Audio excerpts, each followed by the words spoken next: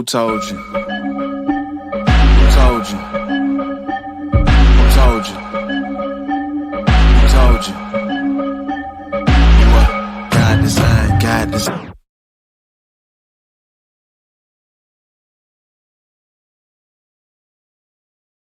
Who told you? Who told you? Who told you? Who told you? What? God designed, God designed.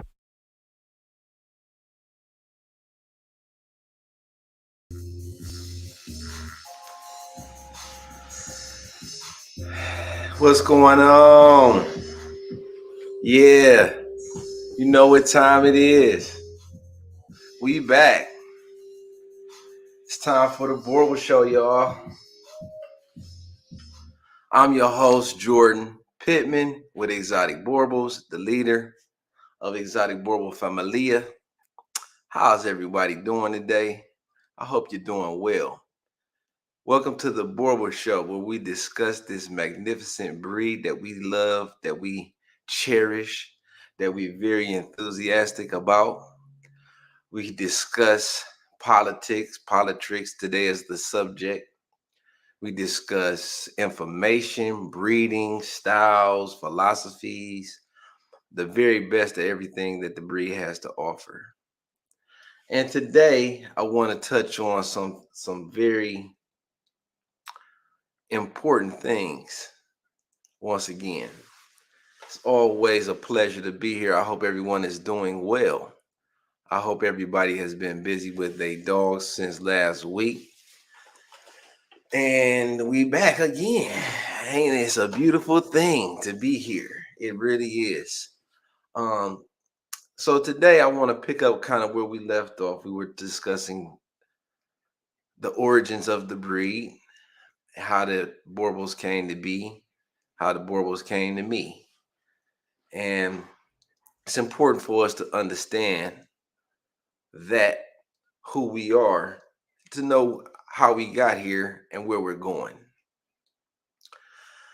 With the Boerboel breed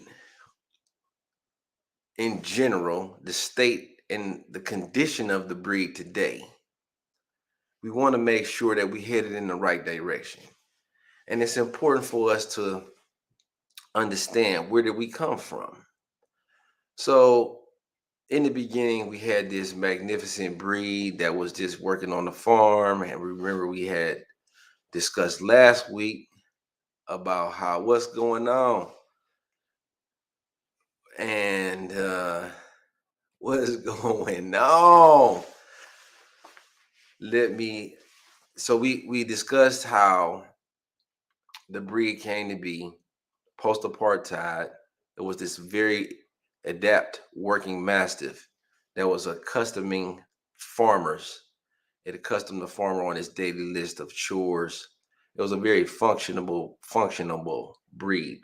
breed. Fast forward to today, we see a lot of pet Boerboels.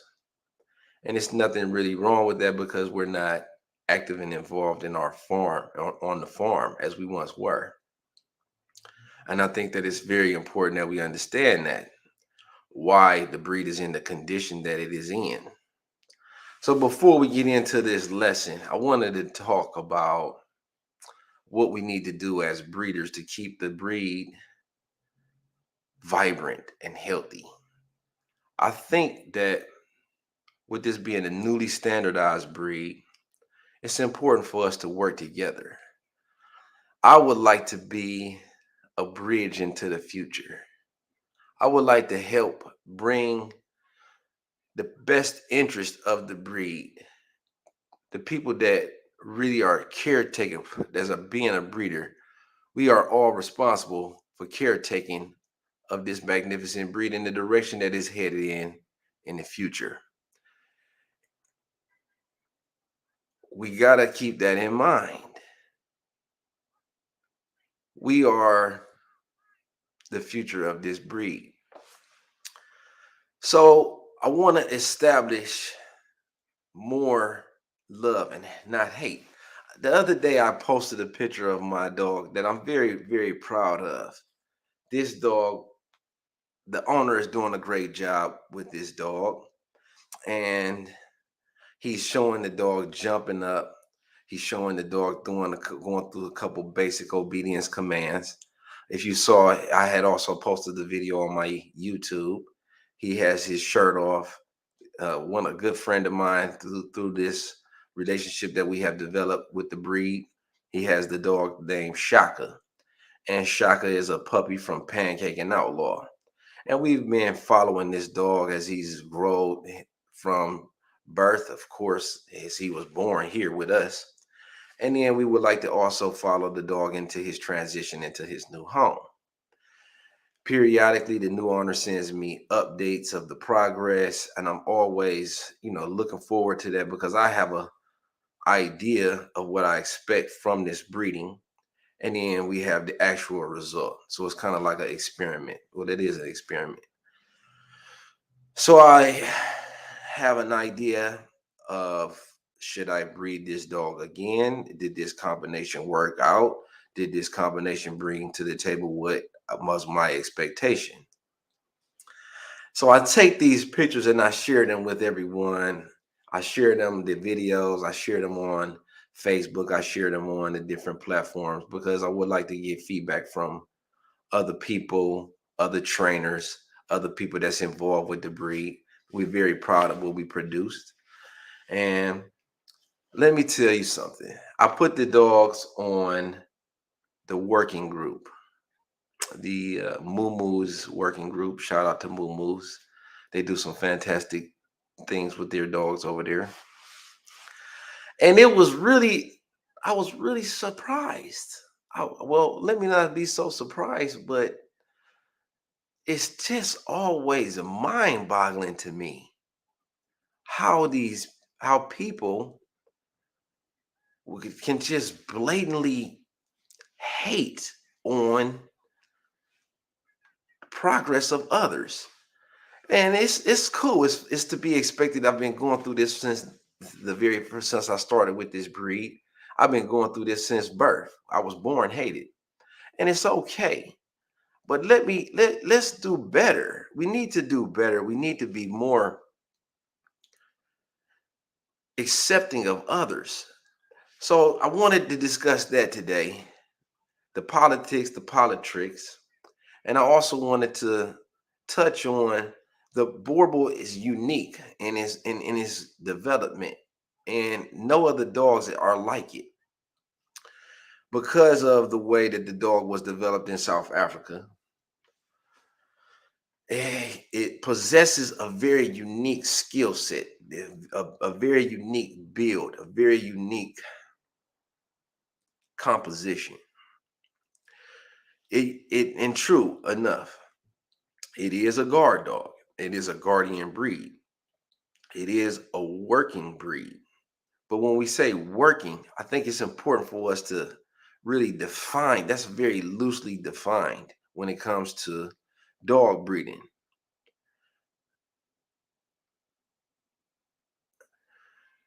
So that is, I think, the fundamental difference of what our expectation is of the breed. And I think we need to understand that when it's classified as a working breed, it's not your traditional working dog. It's not traditional in the sense of, let's say, like a hound dog that's going to be treeing coons or chasing deer or scenting out prey or game. It's not like a bulldog, or it's not like your traditional guardian dog, let's say like a shepherd or your protection breeds, the Malinois. We have to understand that because the expectation of people that people have when you say this is a working breed is it should be able to fit into that box. And with our breed, it's not fair to try to classify them with these shepherds or these herding dogs or these dogs that have that same type of herding history that people traditionally use for guard dog work. The way that the Boerboel protects is very different. It doesn't have the history of police dogs. It doesn't have military background, like the German Shepherd or the Great Dane or the Rottweiler or the Doberman, which are traditional working breeds. It doesn't have the same history as those dogs, and it is developed very differently. Same thing that when you start to talk about um, collies or traditional herding breeds like the Shepherd or the you gotta we have to really take that into consideration when we start to say that this is a working breed. What type of work do they qualify for? And if we don't understand that, we're going to be sometimes feel cheated, or sometimes we'll feel that we're not getting our fair shake. We're not getting a fair shake at this. And if we don't understand that, we tend to judge these dogs with the same measuring stick that we're judging the other dogs.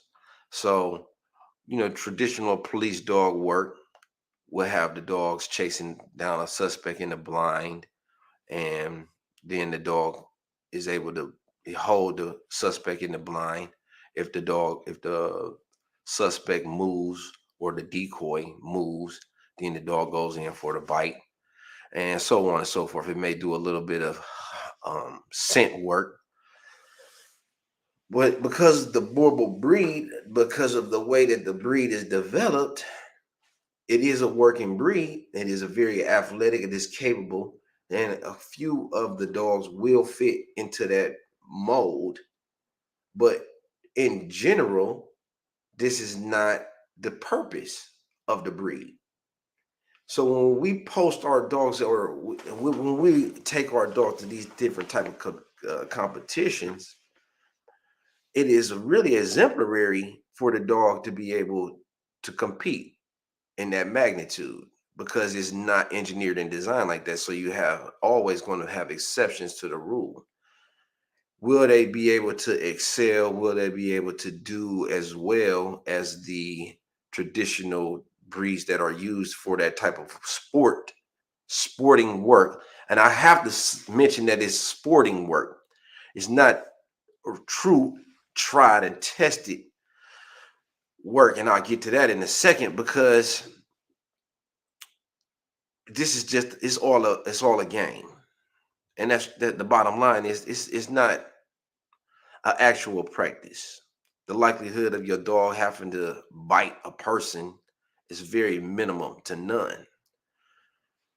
And we need to understand that with this breed, because we're measuring and we're comparing the dogs against these other breeds that are traditional working dogs, or they have these tests, they have these competitions, they have these sporting games and environments that's set up for those dogs to thrive. Where our dogs is developed fundamentally different. It does not fit into that type of work. The way that the Boerboel protects is very different. It doesn't have that herding instinct in many cases. Remember, the four types of the Boerboel is the terrier, mastiff, bulldog, and the hound. So we classify those dogs into those different types because it has so many. I'll get to those questions. Don't forget. Don't forget. I'm not going to forget those questions. Keep on posting them as I'm speaking, and I'll answer those questions at the end. But it's what I was saying though is about the different type of competitions that they have. It's not fair to really classify the Boerboels as that, because they're not. It's a very different breed. You got a big, muscular, strong dog that's capable and dealing with the threats native to South Africa, whereas those breeds are developed for chasing around sheep or chasing around goats or chasing around livestock, right? Because remember how the livestock is kept in the job of a traditional herding breed. So you have, that's very fundamental. That's based a lot to do, has a lot to do with the instinctual drives, the nature of the sheep to run from the wolf, and what happens is the sheep, they go out to pasture. Then you got the dog chases the dog from one pasture to the other, and it brings them back into the barn, and it maybe rotates the 60 or 70 livestock from one pasture to the other pasture, and that's how they do their jobs. Well, the Boerboel's job is a companionship. The Boerboel job, number one, is to protect the family. The Boerboel is supposed to be close by the family, and the safety and the security of the family is his number one priority. So with that being said, when we try to compare our dogs to these other working breeds, like a Rottweiler or a German Shepherd or a Doberman or a Great Dane, it's not fair to our dogs. We have to develop a system that we can accurately assess and measure our dogs specifically. That's the point that I'm getting to. That's the main thing with these dogs. And I'm gonna tell y'all something right now. Guess what? The appraisal system is not it. I participated. You know, I thought that there was something that had a lot of merit. I see the appraisal scores, and don't get it twisted. I'm not knocking anybody for buying what they like. We all love the breed. You know, we want to tout. They got the biggest heads and the biggest chest. Well, let's put them on a measuring stick. And I'm not calling out anybody specifically. I don't want y'all to think that I'm knocking anybody for what they do or how they do, because we need to be more together. We need to have a system that where we accept each other for our differences, because remember, this is a worldwide breed and it's all over the world. And so with that being a fact, a lot of us is going to come from different backgrounds. For example, and I want y'all to really pay attention here. Okay, guess what? We're reporting live from one of the most dangerous neighborhoods in America. Definitely one of the most dangerous neighborhoods in the state. And I'm going to tell you this. Guess what? The chances of my dogs having to bite someone are slim to none. Why is that? Because they are a very effective deterrent. We're not looking for the dogs to go out and bite somebody and chew them up and rip them up. The state of America is, if when your dog bites someone, guess what? You're going to be responsible. It doesn't even matter 9 times out of 10 that the assailant or the criminal got more protection than you do as the homeowner. So guess what? We don't want our dogs to be biting people. This dog is not going to just bite the person and then you're going to walk away from that. When you're teaching a dog to do protection work, you're just fighting. It's doing a lot of shaking. It's going in for heavy bites. And then, you biting at positions that's very vulnerable on a human being, under the armpit. It's designed to immobilize a human. So with that being understood, guess what? We don't want that to happen. This breed of dog, this breed of dog, the way that they mouth, the way that their jaws are set up is going to crush bone. Okay? You're talking about a dog that's willing to engage with some of the most dangerous animals, predatory animals in the world. And so that's why we have the composition of many different breeds. Well, that's where the South African farmer, the Boers, they were very specific in their breedings. They understood breedings very well. And what they did was they composed this breed. It was just like a symphony of all of these different breeds, which, pardon me. Let's see.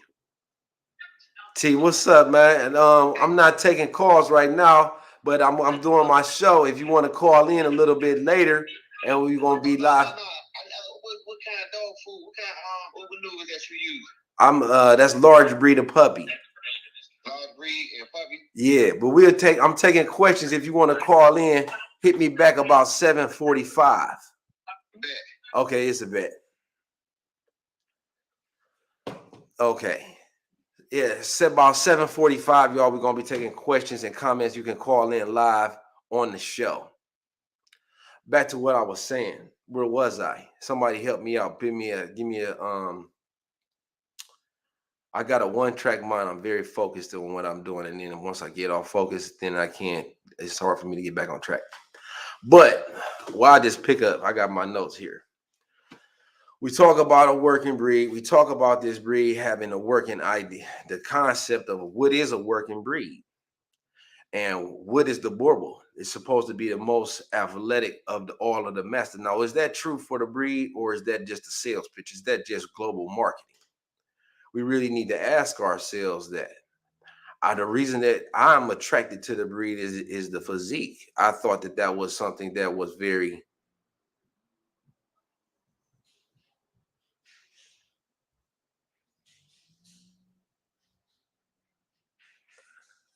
right.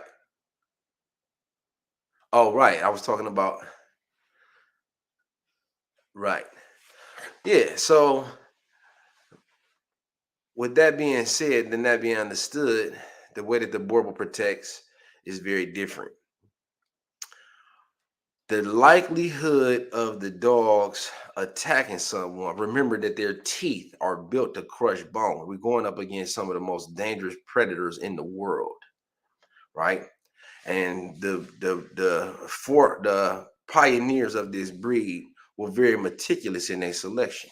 They had to have dogs that could function. And without them having those different the composition, they felt that those dogs were very valuable, the different breeds that they chose to use. So the Boerboel is a blend of all of those different dogs. The likelihood of the dog biting someone is slim to none. You don't want that to happen. That's not something that you is looking forward to. I know it seems cute. They'll often say, "Oh, well, that dog don't have incredible drive. That dog." Remember that it's a mastiff, and in order for us to really trumpet our dog's values, I think that we have to have another system. The appraisal system ain't it. I see a lot of people joining in, and I'm gonna tell you something. You're not gonna be satisfied with the board with the appraisal system. If you're not a member of the Good Old Boys Network, it's not for you. It's not for the little guys. It's not for the small fries. You understand? It's something that they have developed for their inner circle, and it's to benefit them. It promotes their breeding, it promotes their own dogs, their own families of dogs. And there's nothing wrong with that. I think we need to have a more objective process or system, a more inclusive system, one that allows everybody to be participate. And if we're not going to do that, then it cheapens the whole overall the breed in general. It breaks it down where it's not fair for everyone. And then it looks like a big scam. And like I said, I'm from one of the worst well, what they say reportedly is one of the worst areas, but I believe it's one of the best areas. That's just me. I'm always looking for the positive. And yet I don't know anything very much different. I just see beauty when I walk outside the door. And that's just my mindset. But the reason that I mention that is because if the dog does have to bite someone, the way that the system is set up is not going to work out in your favor. This dog is going to do immense damage. And you don't want to end up in the court system. That's why I never chose to participate in the working competitions, because you're training the dog, you're giving the dog the green light to go in and take a bite, shake someone up in a very vulnerable position on their body, and it's likely to produce damage that's going to be lasting. They're going to never be the same if this dog gets on you and starts shaking you up and try to rip off your leg or rip off one of your limbs. If it tries to get on you and rip off your arm, which it might like to do, and it's going to bite down deep. Hey, what's up, Sean? It's going to really create significant amount of damage. And then that's the case.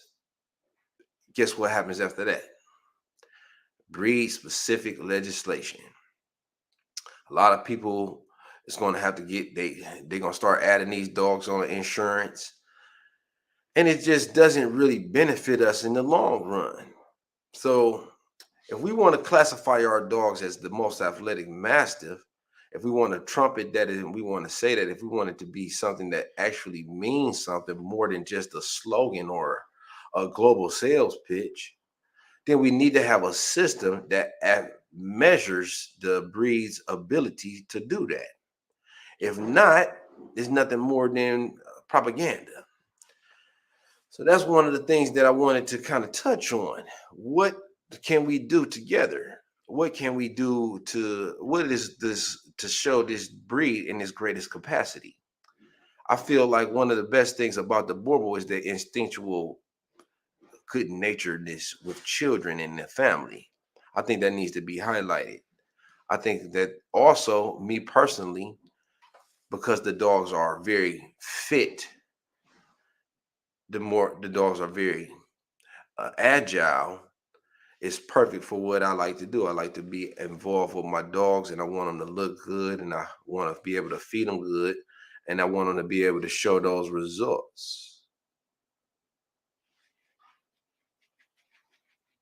Okay, so now I will take a few questions. Let's get to some of these questions. Starting at the top, some Antonio Lopez says, when and what during time? That was in 1983. That's when the breed was established as a pure breed. And that was post-apartheid. When was the breed established? That was in 1930. Is it more of a defensive kind of style? Right. And that's what I think is very important to understand. The defensive nature. That's what I was really trying to highlight and describe. Thank you for that question. Thank you for that comment. It's very more of a defensive dog. And that's how I like to describe the dogs when people inquire about the dog, when they have questions. One of the best ways to describe this dog's instinctual characteristics is it's a defensive dog. It's not the kind of dog that's looking to go out and engage with people. And when I say engage, I'm talking about, take a bite.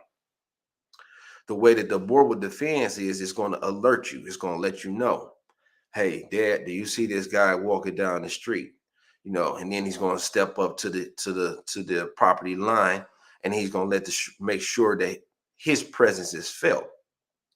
Whereas, your traditional guard dogs or your traditional working dogs might go over there and engage with the person that's an innocent person.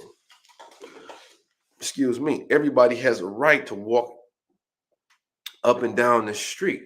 You can't automatically, believe it or not, classify me as a trespasser just for walking up and down the street. I don't, that's the way that it's supposed to go. We know that things don't always go the way that they're supposed to go. But you can't, any neighborhood in America, you're supposed to be able to walk up and down the street without being classified as a criminal or fitting the description of a suspect. So that is the fundamental difference with when you were one of the traits that attracted me to the breed was because I had a Connie Corsos in the beginning. And let me tell you something. Guess what? I was very lucky that I didn't face a significant lawsuit that cost me from keeping dogs for the rest of my life. Because this dog had 13 bites, and it was just a female, which is quite a bit of difference in the size from that and the male. But this dog she definitely did what she was supposed to do. Don't get me wrong. She was trained in that way. And I did do the protection work with her. And I have people come in and agitate her. And, as long as you didn't touch the dog, you were fine. Because I'm not putting my dog up if you come over to visit me. You're going to have to just find your courage, and come on in. And you will be fine as long as as long as you're not trying to touch the dog. It's not your dog. That's just me personally. There's nothing wrong. I don't knock nobody for loving the dog. I know why people do it, but it's not my dog. I don't want to pet it, and that's it. It's just that's not what I want to do. I don't want to pet your dog. I'm sorry. It's your dog. You pet your dog. I'm gonna pet my dog. I think it's a very nice thing, but you got to recognize all of these dogs are not foo-foos. I mean, poodles or Fifi happy dogs for you to just hug on them and love on them. This is a guard dog in one of the most dangerous neighborhoods in America. So what we're trying to do is keep everybody safe. Safety is safety first. You're going to have visitors coming over. I got small children coming over. And it's important for us to understand that we don't want anybody getting hurt. We don't want anybody getting maimed for life. And guess what? I'd like to keep my property and everything that I have worked hard to acquire in this little bit of lifetime that I had. I don't want to lose it to no lawsuit, much less, guess what? I never want to go to court again about anything. So this is about safety. Let's keep our dogs. I chose the Boerboel breed because I'm not looking for a dog to go out and bite someone. And guess what? No dog can take bullets to the head. If you got something that really, and I'll say that again, I always say that because I think people forget that when they're showing these protection dogs and they're doing all of this work. Guess what? If you got something that I really want and I'm bold enough to come in and take it, what make you think that your dog is going to stop me from having it? The dog is nothing but a speed bump. All right. And I've had situations where I've dealt with people. I'll tell you a little story where I had a client that was in Alabama, and he had he restored cars. He would go to Mexico and buy cars and bring them back to the United States. He would customize them and rebuild them, and then he would sell them to people. They would buy old school classic cars. And he had a problem where people were coming. I believe that it was somebody that worked for him, was coming into his yard where he kept dogs. He kept the cars at, and he had also dogs patrolling the yard. He had shepherds at the time. And what happened to his shepherd was the first ones, he had been through 4 shepherds. The first ones that he had, they got poisoned. Somebody threw some meat over there and dogs got very sick. They eventually was not able to protect the property. And he suffered some losses. They came back. He bought some more dogs, specifically trained dogs. And I think this were $45,000 dogs, right? Specifically trained to protect, to guard dog. I mean, these dogs were going to eat you up. He let the dogs out at night. They were poison proof, and they accomplished that by baiting the dogs with meat or something that might be very tasty, and they put a battery on there, hook it up to something. When the dog goes to bite it or taste it to eat it, it's going to receive a shock. And like I said before, I don't know if you read this in my articles or my literature on my website, dogs are very sensitive to shock. That's why we use the shock collar for training. The dog is very sensitive to shock. So he's got these protective dogs. They $45,000 piece, $90,000 dogs, right? Bred for protection, bred to hold down his property. So what the criminal does is they call the dogs over to the fence. This is a little bit graphic, but it's brutal truth. They got knives, and I don't want to give nobody no ideas because I'm coming. I'm never too far away from my dogs. My dogs is like my family.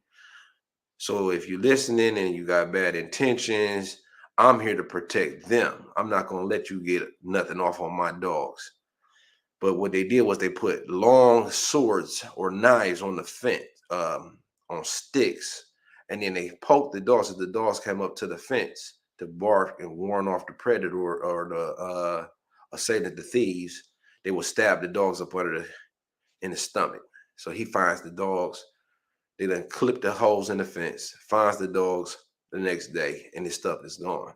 The moral of the story is if you got something that's worth taking and they want it bad enough, they're going to come and get it. You're not going to stop it with the dog is, you got to be there to protect the dog. The dog serves as a first line of defense. Let's get that understood. So all of this stuff about, the dog, you see these people doing these protection activities or these sports, there's nothing more than that. The dog is not going to stop a criminal, a real life criminal that want to come and take what you got. If you got what is worth is valuable enough. It's just a speed bump. Let me get over here to these comments. So I'm glad I wanted to touch on that.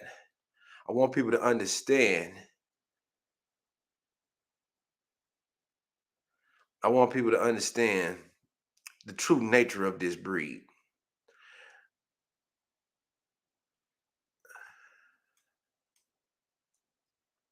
So now I'm going, let's get back to these questions. You said nothing. Let me show this. When you said nothing to grade the breed, what did you mean? That appraisal system, right? What I'm speaking specifically to is the function and abilities, the capabilities of the dogs. They're not measured. They're not measured the same way. When we assessing breeding value, how do you just look at a dog and say that dog? I mean, unless you got a very expert and trained eye. Yes, I'm talking about X-ray vision, like Superman. How do you say how much muscle to bone ratio is effective in ability to run and perform accurately? You can't. That's what I mean. There's no true way to measure or grade the dog's true breeding value because the appraisal system is a good boys club. They go for who they favor. It doesn't really measure anything. I could take a dog and you could take a dog, the same dog, and you might get it scored higher and I might get it scored lower based on who's in my circle of friends. And the score can be justified either way. It's not something that is accurately assessed. You can't, it doesn't have, it's not a real way to measure the dogs up. So to me, it's pointless. It's baseless. We have to come up. We're developing a system that's much more objective versus what the other people feel like is visually appealing. We want to measure. We want to keep this dog fit for breeding, fit for the future. So the next question. Are we talking about the ability of the dog? Yes, I think we discussed that. Next question. These dogs aren't for everyone. This is a statement. Dogs are naturally more suspicious are totally okay in my book. And the Boerboel should be suspicious. But it should not. You don't want it to be attacking people and biting them. They aren't social butterflies. I don't know if I agree with that. We do want the dog to be social to some degree. Thank you for the comment, Shanna. I hope I pronounced that correct. What do you suggest is a good grading system then? So I think what needs to happen is very similar to what they use to select police dogs. I think we can learn a lot from that. the system is not designed for Boerboels, no, but the system is applicable because it grades the dogs on based on their abilities. So, you have different levels of Schutzhund. I don't know if you're familiar with Schutzhund, but that's the police dog sport work that they used to select or quantify breeding value.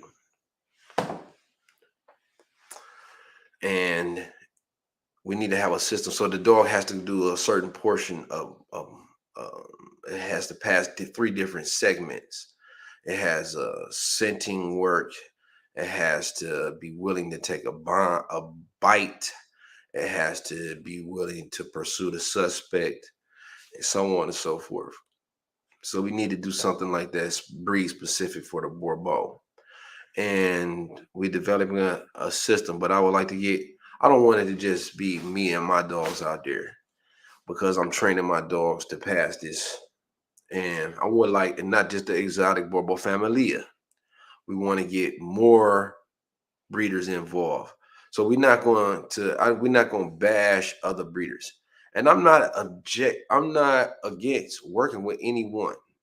Let me say that, because I'm chasing dogs. I'm not really looking for to make a friendship. And it's not, that's secondary to the pursuit of the best dogs. No. Well, let me say that again, because I do love people very first and foremost, but I'm willing to work with some adversaries, quote unquote adversaries, because I'm pursuing the best dogs. So, and I'm not going to look past a good dog because might not agree with the person that has the dog. So that's what I mean. Use me. I couldn't hold that one in, y'all. I'm sorry about that. I'm a human being. But and my day starts very early. But I'm not opposed to working with anyone. And I would like to build bridges and not burn them. And so Exotic Boerboel Familia, as we continue to expand, as we continue to grow, don't hesitate, to try to seek out and network with other people that's involved with the breeding, enthusiastic about the breeding, that's caretakers of the breed. Perhaps we could work together. I would like to believe that. Okay, we got comment. What's going on, LV? Bella is a social butterfly, but she has also identified people that she don't know that comes on our property at only 4 months old, which is to be expected. Bella is one of the offspring from Balto and Afeni. And Afeni has very, very strong protective instincts, which she is proven to pass on in her offspring. She's a very driven dog, a very alpha boss female. We like her a lot. She's going to be for the generations to come, she is definitely a cornerstone in our program. One of my favorite dogs. I love them all, though, to be honest. At the park, okay, baseball field, she's everybody's friend, right? And that's what you want. I think that it's very important to understand that the dog should be social enough for people to come and go without being a danger or being viewed as a threat. People should be able to come and go into your residence without you having to put your dog up. When you have to put the dog away, then how can the dog accurate or serve his purpose as a protection dog? He's up. He's in the cage. He can't protect you from nothing. So your threat your protection dog is neutralized. Okay, let's see what's next.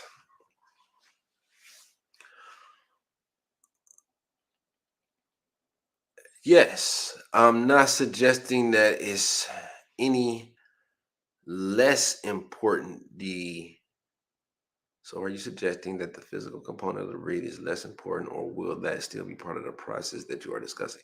Yes, definitely is very important. What I'm saying is the physical component should also follow the dog's abilities, though. It shouldn't just look good. It's not a supermodel. I feel like if you want to look at them from a physical standpoint, we should be looking at them like an athlete, a professional athlete, a high performing athlete, a very capable athlete that is able to fulfill a task.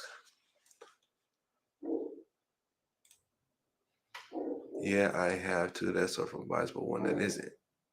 She isn't trying to tear anyone's face off or anything, but she doesn't allow them close to me until the proper introduction has been done. Right. And I think both of those dogs have their place in this breed.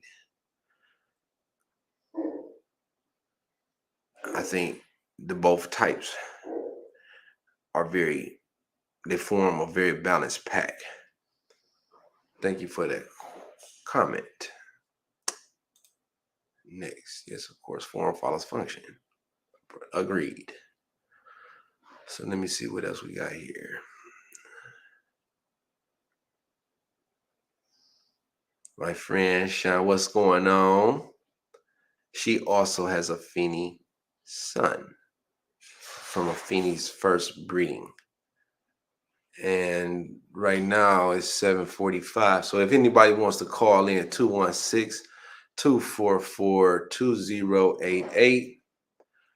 The number is right here at the bottom of the screen. Let me see how I do this.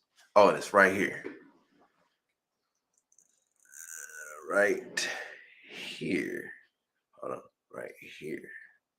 Yeah. If you would like to call in, the number is right there. 216. You can't see that part. 244-2088.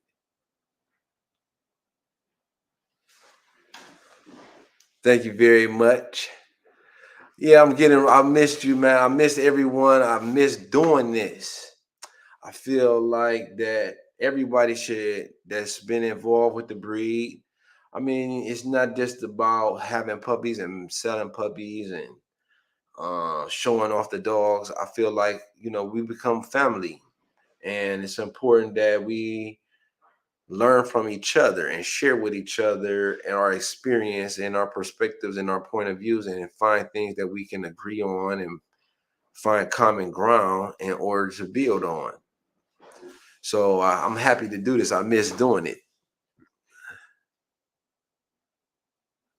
It's cut off title, yeah. 2-1 cut off a little, yeah. 216. I got to do. It's a lot to do, but I'll get it fixed. I had another thing. I couldn't figure it out with time, but that's another thing. Well, yeah. Y'all don't forget, y'all can call in and we can discuss this live on the air. 216-244-2088. 216-244-2088. And if you want to join us live with your commentary, it's nothing that you can say that's going to offend us. Don't be shy to call in.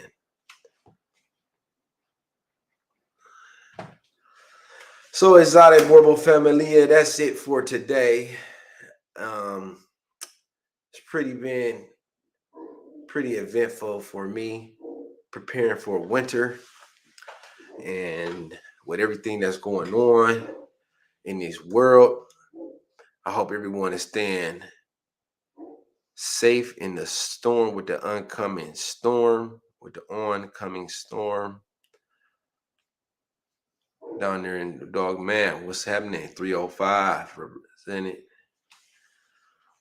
And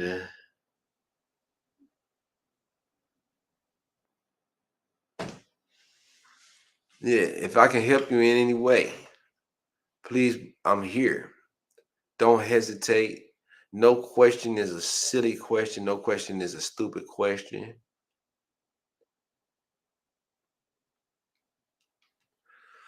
Good point. Do you feel like the American stock has caught up with the South African stock overall? In general, I would have to say yes. Oh, we got somebody calling in. Hello, hi, this is Jordan Pittman. How can I help you? What's going on? This is Sean. What's up, Sean? What's going on with you? Nothing much.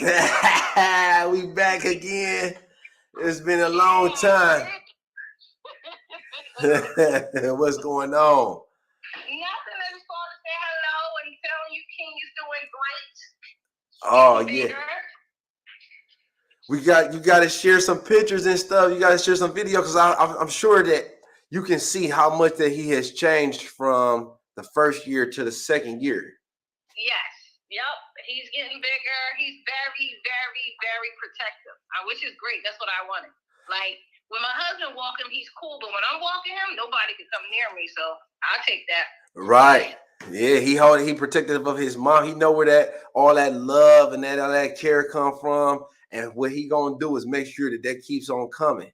And you showing him that you're allowing and accepting that. And so he's gonna give you more of it. That's beautiful. Exactly. And I have my own daycare. He's great with the kids, but he don't like the parents, and that's how I want it. Right.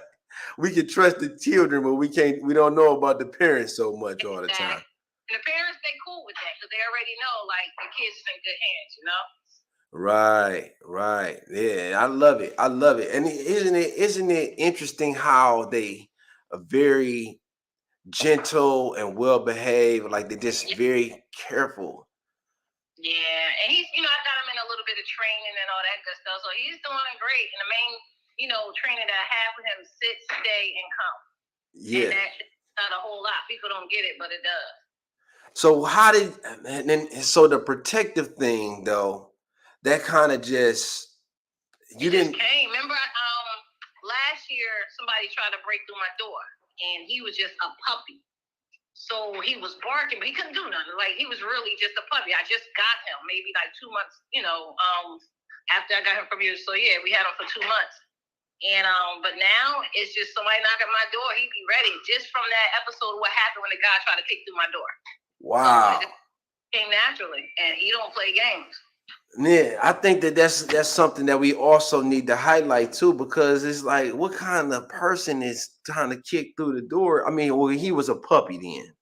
Yep, but he still was barking, but he couldn't do nothing. Like I said, he was just a puppy. But now he's still he's only a year plus. But to me, that's still a puppy, but he's still ready.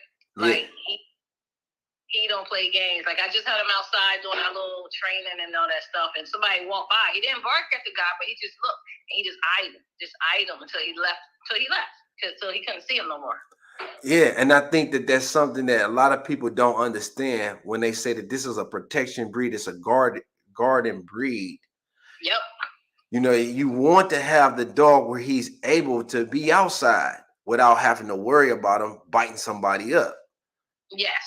Yeah. He's more better, I'm not gonna lie, more socialized with my husband, like when he take him out, but with me, he don't allow no one to come near me. And I don't stop him because I'm a female, walking by myself sometimes at night, this and that, and I need that. So right, with the state of affairs in America right now, you never can be too safe.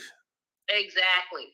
But like when we take to like PetSmart, just to get the little walk in and all that good stuff, he was great. People was getting their dogs trained. They was coming to us asking us, who trained your dog when we do? You know what I'm saying? Right. I love it. Yes, yeah. And that's a Feeny to Cairo. Cairo moved on. He's out in California. Yeah. Trez moved down to my partner Trez that had Cairo. Remember, I told you that was the last time we was going to be able to maybe be the last time we was going to be able to use him. Yeah. Yep. Wow. But yeah, like even with his body, where he's strictly all muscle, like it's ridiculous. It looks like he got a 6-pack. Right. Yeah, that's what I love about him, though. That's one of the things that I really was attracted to was the physique, and I always try to. I keep him strictly raw from day one. No kibble, strictly raw. I keep like raw eggs. I put the shell and everything in there, but everything is strictly raw for him, and he's been healthy. The doctor said he's great. Yeah, you got to send some more pictures so we can put him up there and let everybody know where they can find him at. Because this is what I'm saying about networking, and people can find those genetics if they in the area. Because you is where you exactly? I forgot where you was at. We in Jersey. In Jersey, right? Yeah. And my partner I got somebody else that's in the neighborhood that just started up with one of our dogs, Jersey Boerboels, Boerboels. What's his name? Jason Witcher. Yeah, I know his brother. I know his brother well. I know his brother and his wife well. Yep. Oh yeah, y'all. We y'all gotta get to, probably like half hour, 45 minutes. Okay, so y'all already then tapped in. No, I tried to tap into him, but he never called me back. But yes, I know his germs. Well, yeah, he's a judge. He's probably on the bench a lot. He probably forgot to call. But Jason, we looking for you to call back. All right, Sean, let me jump off because I'm still doing my show and I got a lot of questions that I want to answer. But thank you so much for calling, and we got to get together on them shirts. Oh, definitely. We'll be in touch, definitely. All right, thanks for calling. Don't forget to send the pictures and the videos so I can put him. I'll put him up on the back of the board. I'll put him up on the back board. All right, cool. Yeah, I definitely will. Give me like a day. I'll definitely have something for you. All right, thank you, Sean. Tell Marcus I said what's up too. I will. Take care. All right, y'all take care. Have a blessed day. You too. All right, peace. Bye-bye. Thank you so much for calling in, Sean. Okay. Yes, and if y'all have questions, y'all can call in. I don't know how that went, but we trying out different things. I'm not a professional TV production guy, but I'm doing the best that I can. So let's get back to the questions because we had some really good questions that came in, and I wanted to make sure that I addressed it.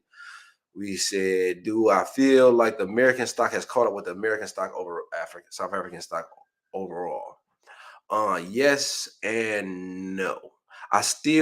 Because I feel like the quality of the dogs has a lot to do with the care and what you're putting into the dogs. So in that regard, yes. But then I would like to also include, some of the South African genetics. You got to remember that the dogs are very plentiful over there, and they only going to show the best of the best. So if you got 1,000 dogs and you only showing 5 or 6, then it's easy to say that those dogs, you choosing, you hand picking, you choosing the best stock.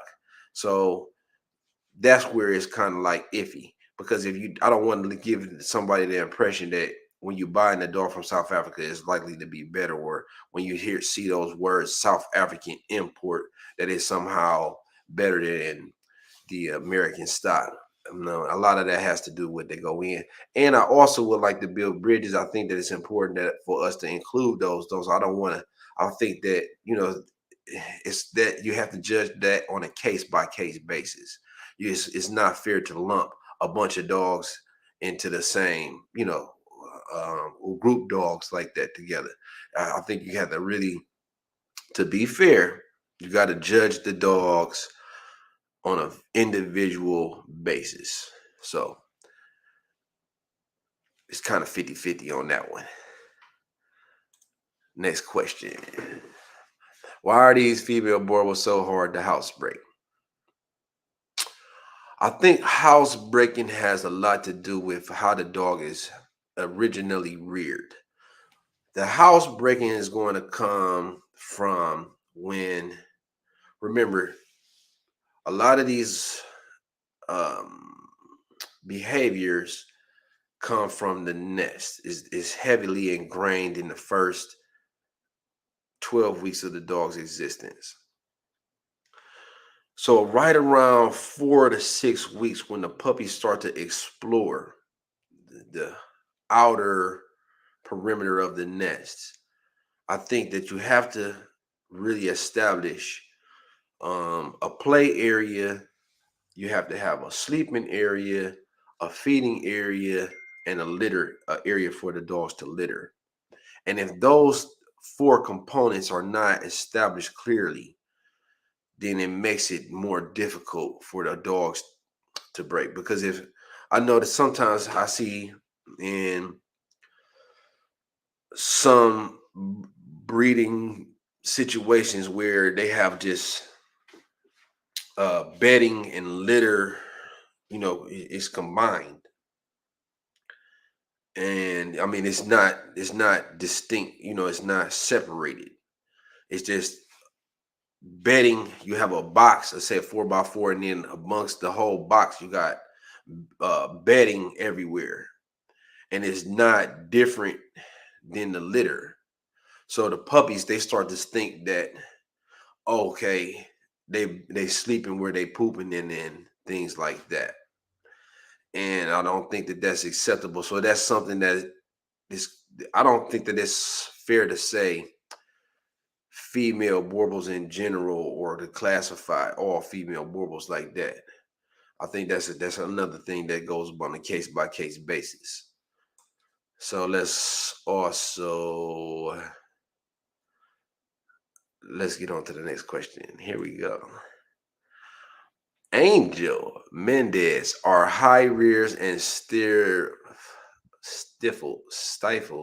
a Boerboel fault. From a visual standpoint, if you're looking at the definition of the breed standard, they should be. And it's really interesting because you see some of these dogs with high rears, they're championing them. And that's the irony of the breeding appraisal championship show circuit. You got some dogs that are favored despite not fitting into this criteria. And that's what I feel like you lose all, how do they say? I can't think of the word right now, but it doesn't have real ethics. That, I mean, when you do that, I think that ruins the moral compass of the integrity is the word that I'm looking for. It ruins the integrity of the entire system when you champion dogs that's supposed to be visually fitting into this criteria, or this definition, this breed standard, and you champion a dog anyway with this type of fault.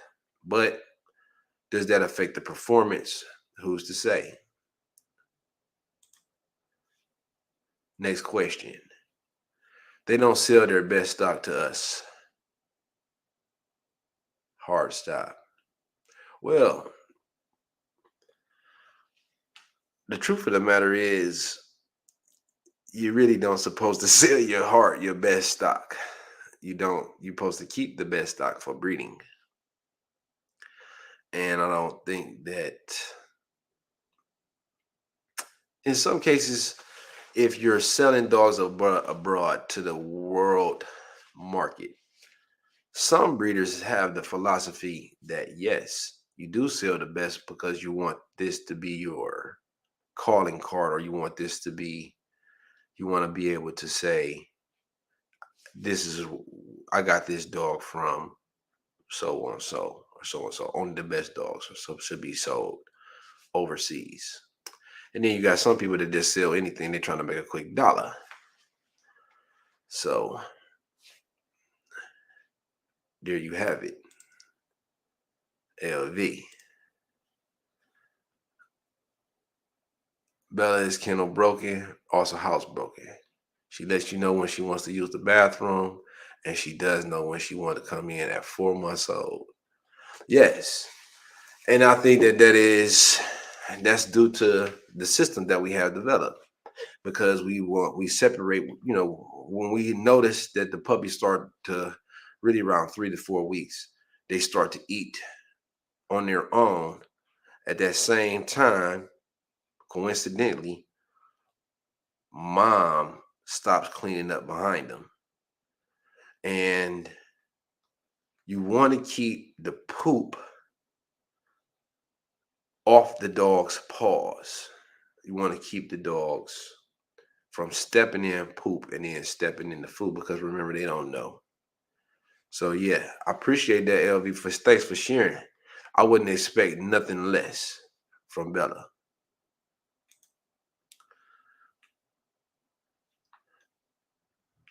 Yep. Bella has also had her first standoff with another dog. She said When I told her to sit, well, she got really uncomfortable, came between me and my legs and sit. Behaves very well.